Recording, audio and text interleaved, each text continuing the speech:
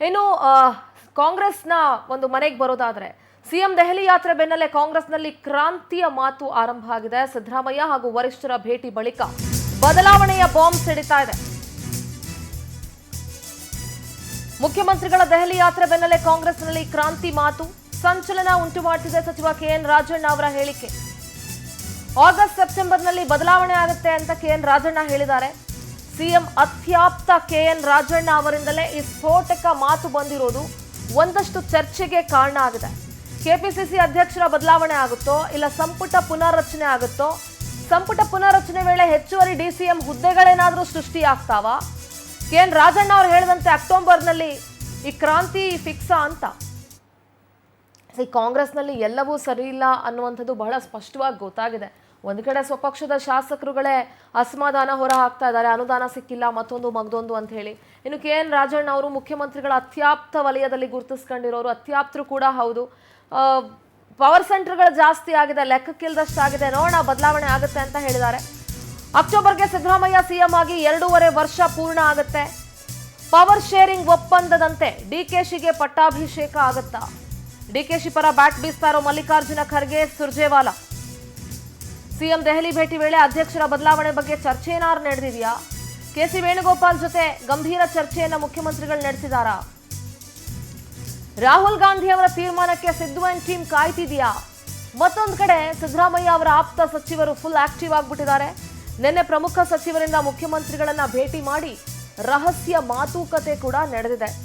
ರಾತ್ರಿ ಸಿಎಂ ಸಿದ್ದು ನಿವಾಸಕ್ಕೆ ಗೃಹ ಸಚಿವ ಪರಮೇಶ್ವರ್ ತೆರಳಿದ್ರು.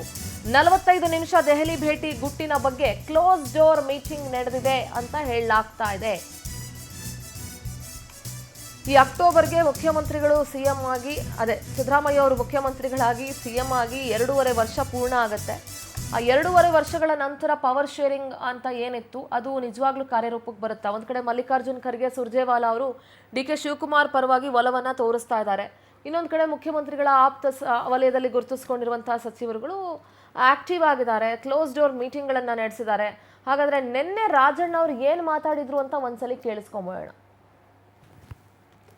ಏನಾಗಿದೆ, ಕಾಂಗ್ರೆಸ್ ಅಲ್ಲಿ ಪವರ್ ಸೆಂಟರ್ಗಳು ಜಾಸ್ತಿ ಇದೆ. ಮೊದಲು 13ರಿಂದ 18ರಲ್ಲಿ ಪವರ್ ಸೆಂಟರ್ ಒಂದೇ ಇದ್ದಿದ್ದು. ಈಗ ಪವರ್ ಸೆಂಟರ್ಸ್ಗಳು ಜಾಸ್ತಿ ಇದ್ದಾವೆ, 1, 2, 3 ಎಷ್ಟು ಬೇಕಾದ್ರೆ ಹೇಳ್ಕೋಬಹುದು. ಈ ಪವರ್ ಸೆಂಟರ್ಗಳು ಜಾಸ್ತಿ ಇದ್ದಾಗ ಜಂಜಾಟನೂ ಜಾಸ್ತಿ ಆಗ್ತದೆ. ಆ ಹಿನ್ನೆಲೆಯಲ್ಲಿ ಅವರು ಕೂಡ ಆ ಒಂದು ಪರಿಸ್ಥಿತಿಗೆ ಅನುಗುಣವಾಗಿ ಅವರು ಸರ್ಕಾರವನ್ನ, ಪಕ್ಷವನ್ನ ನಡೆಸಬೇಕಾಗ್ತದೆ. ಅದು ಅವ್ರಿಗೆ ಆಗ್ತಕ್ಕಂಥ ಅನುಭವ ಇರಬಹುದು. 13-18 ಸಿದ್ದರಾಮಯ್ಯನ ನಾವು ನೋಡ್ತಾ ಇಲ್ಲ ಅಂತ ಹೇಳಿ ನೀವು ಹೇಳ್ಬೋದು. ಅದು ಬಹುತೇಕ ಜನರ ಅಭಿಪ್ರಾಯನೂ ಕೂಡ ಅದಿದೆ. ಏನಾಗಿದೆ, ಕಾಂಗ್ರೆಸ್ ಅಲ್ಲಿ ಪವರ್ ಸೆಂಟರ್ಗಳು ಜಾಸ್ತಿ ಇದೆ. Political correspondent Anand news desk ಇಂದ ನೇರ ಸಂಪರ್ಕದಲ್ಲಿ ಜಾಯ್ನ್ ಆಗ್ತಾ ಇದ್ದಾರೆ. Good morning Anand. ಮುಖ್ಯಮಂತ್ರಿಗಳು ದೆಹಲಿ ಯಾತ್ರೆಯನ್ನ ಬೆಳೆಸಿದ ಬೆನ್ನಲ್ಲೇ ಈಗ ಕ್ರಾಂತಿಯ ಮಾತು ಕಾಂಗ್ರೆಸ್ನಲ್ಲಿ, ಅಂದ್ರೆ ಕಾಂಗ್ರೆಸ್ನಲ್ಲಿ ಎಲ್ಲವೂ ಸರಿ ಇಲ್ಲ ಅನ್ನೋದು ಬಹಳ ಸ್ಪಷ್ಟವಾಗಿ ಗೊತ್ತಾಗ್ತಾ ಇದೆ. ಈ ರಾಜಣ್ಣ ಅವರ ಮಾತುಗಳೇನಿದೆಯಲ್ಲ, ಬದಲಾವಣೆಯ ಮಾತು, ಇದು ಈಗ ಸಂಚಲನ ಸೃಷ್ಟಿಸಿರೋದು. 2.5 ವರ್ಷ ಆದ ನಂತರ ಮುಖ್ಯಮಂತ್ರಿಗಳೇನಾದ್ರೂ ತಮ್ಮ ಸಿಎಂ ಕುರ್ಚಿಯನ್ನ ಬಿಟ್ಕೊಡ್ತಾರಾ, ಹೇಗೆ? ಸಿಂಧೂರ, ಇಂಥದ್ದೊಂದು ಚರ್ಚೆಗಳು ಈಗ ಕಾಂಗ್ರೆಸ್ನಲ್ಲಿ ಬಹಳಷ್ಟು ಜೋರಾಗಿ ನಡೀತಾ ಇರತಕ್ಕಂಥದ್ದು. ಸಿಎಂ ಸಿದ್ದರಾಮಯ್ಯನವರು ದೆಹಲಿಯಿಂದ ವಾಪಸ್ಸಾದ ನಂತರ ಬಹಳಷ್ಟು ಒಂದು ನಿಗೂಢವಾದಂಥ ಬೆಳವಣಿಗೆಗಳು ರಾಜ್ಯ ಕಾಂಗ್ರೆಸ್ನಲ್ಲಿ ನಡೆಯೋದಕ್ಕೆ ಶುರು ಮಾಡಿದೆ. ಅದರಲ್ಲೂ ಕೂಡ ಕೆಎನ್ ರಾಜಣ್ಣ ಅವರು ಮೊದಲಿನಂತೆ ಸಿದ್ದರಾಮಯ್ಯನವರು ಈಗಿಲ್ಲ, ಜೊತೆಗೆ ಅಕ್ಟೋಬರ್ ಸೆಪ್ಟೆಂಬರ್ನಲ್ಲಿ ದೊಡ್ಡ ಮಟ್ಟದ ಒಂದು ಕ್ರಾಂತಿ ಆಗುತ್ತೆ ಅನ್ನೋ ಒಂದು ಸಂಚಲನಾತ್ಮಕವಾದಂಥ ಹೇಳಿಕೆ ಕೊಟ್ಟ ಮೇಲಂತೂ ಕೂಡ ಎಲ್ಲರೂ ಕೂಡ ಫುಲ್ ಆಕ್ಟಿವ್ ಆಗಿರ್ತಕ್ಕಂಥದ್ದು. ಅದು ಸಿಎಂ ಸಿದ್ದರಾಮಯ್ಯನವರನ್ನ ಬದಲಾವಣೆ ಮಾಡ್ತಾರಾ, ಅಥವಾ ಕೆಪಿಸಿಸಿ ಅಧ್ಯಕ್ಷರನ್ನ ಬದಲಾವಣೆ ಮಾಡ್ತಾರಾ, ಅಥವಾ ಸಂಪುಟವನ್ನ ಪುನರ್ರಚನೆ ಮಾಡ್ತಾರಾ, ಇಲ್ಲವೇ ಸಂಪುಟ ಪುನರ್ರಚನೆ ವೇಳೆ ಹೆಚ್ಚುವರಿ ಡಿಸಿಎಂಗಳನ್ನಾದ್ರೂ ಹುದ್ದೆಗಳನ್ನು ಸೃಷ್ಟಿ ಮಾಡ್ತಾರಾ? ಹೀಗೆ ನಾನಾ ಕುತೂಹಲ ಮೂಡಿಸಿರ್ತಕ್ಕಂಥದ್ದು. ಒಟ್ಟಿನಲ್ಲಿ ಕೆಎನ್ ರಾಜಣ್ಣ ಅವರ ಈ ಒಂದು ಸ್ಟೇಟ್ಮೆಂಟ್ ಇಂದ ಮತ್ತೊಂದು ಕಡೆ ಸಿಎಂ ಸಿದ್ದರಾಮಯ್ಯ ಜೊತೆಗೆ ಅವರ ಆಪ್ತರು ಕೂಡ ಫುಲ್ ಆಕ್ಟಿವ್ ಆಗಿದ್ದಾರೆ ಅಂತಾನೆ ಹೇಳ್ಬೋದು. ಯಾಕೆಂತಂದ್ರೆ ನಿನ್ನೆ ಸಾಲು ಸಚಿವರು ಸಿಎಂ ಸಿದ್ದರಾಮಯ್ಯನವರನ್ನ ಅವರ ಕಾವೇರಿ ನಿವಾಸದಲ್ಲಿ ಭೇಟಿ ಮಾಡಿ ರಹಸ್ಯವಾದಂಥ ಒಂದು ಮಾತುಕತೆಗಳನ್ನು ಕೂಡ ನಡೆಸಿರ್ತಕ್ಕಂಥದ್ದು. ದೆಹಲಿಯಲ್ಲಿ ಏನೆಲ್ಲ ಒಂದು ಚರ್ಚೆಗಳಾಯಿತು, ಪವರ್ ಶೇರಿಂಗ್ ನಂತೆ ಡಿಕೆ ಶಿವಕುಮಾರ್ಗೆ ಏನಾದರೂ ಪಟ್ಟಾಭಿಷೇಕ ಆಗುತ್ತಾ ಏನು ಅಂತ ಒಂದು ರಹಸ್ಯ ಮಾತುಕತೆ ನಡೀತು ಅಂತಲೂ ಕೂಡ ಕೆಲವು ಸಚಿವರು ಸಿಎಂ ಬಳಿ ಬಹಳಷ್ಟು ಕಾಲ ಚರ್ಚೆ ಮಾಡಿರ್ತಕ್ಕಂಥ ಒಂದು ಘಟನೆಗಳು ಕೂಡ ನಡೀತು. ಜೊತೆಗೆ ನಿನ್ನೆ ತಡರಾತ್ರಿ ಗೃಹ ಸಚಿವ ಪರಮೇಶ್ವರ್ ಅವರು ಕೂಡ ಸಿಎಂ ಸಿದ್ದರಾಮಯ್ಯನವರ ನಿವಾಸಕ್ಕೆ ಹೋಗಿದ್ದು ಕೂಡ ತೀವ್ರ ಕುತೂಹಲ ಮೂಡಿಸಿರ್ತಕ್ಕಂಥದ್ದು. ಯಾಕೆಂತಂದ್ರೆ ಪರಮೇಶ್ವರ್ ಅವರು ಕೂಡ ಮುಂದೆ ಸಿಎಂ ಸಿಎಂ ರೇಸ್ನಲ್ಲಿ ಇರ್ತಕ್ಕಂಥವ್ರು. ಜೊತೆಗೆ ದಲಿತ ಸಮುದಾಯದ ಒಬ್ಬರನ್ನ ಕೆಪಿಸಿಸಿ ಪಟ್ಟಕ್ಕೇರಿಸಬೇಕು ಅನ್ನೋ ಒಂದು ನಿಟ್ಟಿನಲ್ಲೂ ಕೂಡ ಇವರು ಮೊದಲಿಂದಲೂ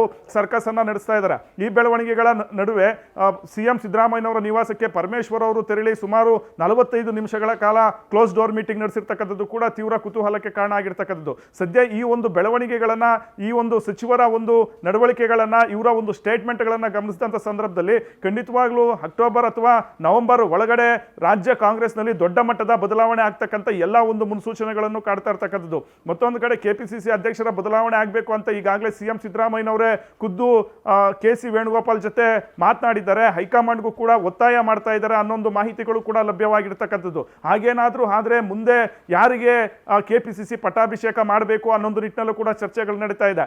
ಈ ಕಡೆ ಅಹಿಂದ ಸಮುದಾಯದವರಿಗೆ ಕೊಡಬೇಕಾ ಅಥವಾ ದಲಿತ ಮುಖಂಡರೊಬ್ಬರಿಗೆ ಕೊಡಬೇಕಾ ಅಥವಾ ಲಿಂಗಾಯತ ಸಮುದಾಯದವರನ್ನ ಒಬ್ಬರನ್ನ ಕೂರಿಸಬೇಕಾ ಅನ್ನೋ ಒಂದು ಲೆಕ್ಕಾಚಾರಗಳು ಶುರುವಾಗಿರ್ತಕ್ಕಂಥದ್ದು. ಈ ಕಡೆ DK ಶಿವಕುಮಾರ್ ಅವರು ಕೂಡ ಕೆಪಿಸಿಸಿ ಅಧ್ಯಕ್ಷರ ಒಂದು ಬದಲಾವಣೆ ಆಗಿದ್ದೆ ಆದ್ರೆ ತಮ್ಮ ಸಹೋದರ DK ಸುರೇಶ್ ಅವರನ್ನ ಕೂರಿಸ್ತಕ್ಕಂಥ ಒಂದು ಲೆಕ್ಕಾಚಾರಗಳನ್ನು ಕೂಡ ಮಾಡ್ಕೊಂಡಿದ್ರು. ಅದೇನಾದ್ರೂ ಸಕ್ಸಸ್ ಆಗಿಲ್ಲ ಅಂದ್ರೆ ತಮ್ಮ ಬೆಂಬಲಿಗ ನಾಯಕರೊಬ್ಬರನ್ನ ಕೆಪಿಸಿಸಿ ಅಧ್ಯಕ್ಷ ಸ್ಥಾನದಲ್ಲಿ ಕೂರಿಸಬೇಕು ಅನ್ನೋ ಒಂದು ಪ್ಲಾನ್ ಅನ್ನು ಕೂಡ DK ಶಿವಕುಮಾರ್ ಅವರು ಹಾಕೊಂಡಿರ್ತಕ್ಕಂಥದ್ದು. ಹೀಗೆ ರಾಜ್ಯ ಕಾಂಗ್ರೆಸ್ನಲ್ಲಿ ಬದಲಾವಣೆಯ ಒಂದು ಬಿರುಗಾಳಿ ಈಗ ಜೋರಾಗ್ತಾ ಇರತಕ್ಕಂಥ ಎಲ್ಲ ಒಂದು ಲಕ್ಷಣಗಳು ಕಾಣಿಸ್ತಾ ಇದೆ.